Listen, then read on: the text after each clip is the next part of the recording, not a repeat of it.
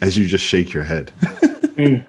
Lance says this one, but when I tell you, I'll tell you this: we're self-funded aside from a fundraiser that we did from friends. And again, I say fundraiser because we offered something in exchange, like it was a wine and cheese, right? And I'm Yeah. intentional in building a business because if you have investors, you also need to run everything by people. And I think that you cannot be, which is not a bad thing, but I don't think you can pivot as quickly as we did because we Yeah. maintained and preserved the autonomy over the business that we were creating. Now, that being said, making this website, I was like, we have two developers. Lance, it's you or me. We are now developers for to create this website. What do you want to do? So like that's what it was. Lance can tell you all about it because he went knee deep into this thing. So Bro, I mean, I used to mess around on the internet a lot, right? And not even the internet. I just like to create stuff. Like even go back to like MySpace, right? When you used to just code and kind of do stuff. And I never thought that these things would come into play as I got older. Man, I created my own acting website probably in 2010 on Wix. It was terrible. It was terrible. I finally went back and redid it, and I started to realize what I like, and it was clean. And then again, I go back to when we were at Urban Hang Suite.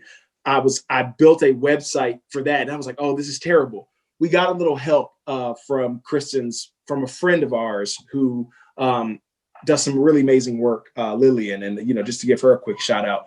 But she kind of built us this template, right, for what the website needed to be based around. She just built us a template, like shop now's here, about just a quick little website template that every basic website kind of uses.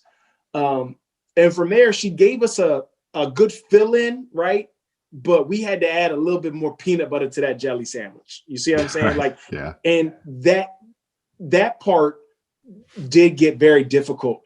The thing that the tedious part about the website, as I sit here and stare at it right now, because this is all I do all day, is that you are now trying to communicate what you do in a wine store to an online platform, right? Like if you come into my wine shop, you want to know, what are you eating tonight? What do you usually drink? What kind of flavors do you like in your wine, et cetera, et cetera, et cetera. Is it a date tonight? That all has to be now engineered to go onto a website, right? It's so much easier for us to have that 7-second conversation. But now I have to go onto the website and be like, okay, how do I put that into e-commerce? Right. It's been extremely difficult. And I talked to a lady the other day that has a little bit of insight on this.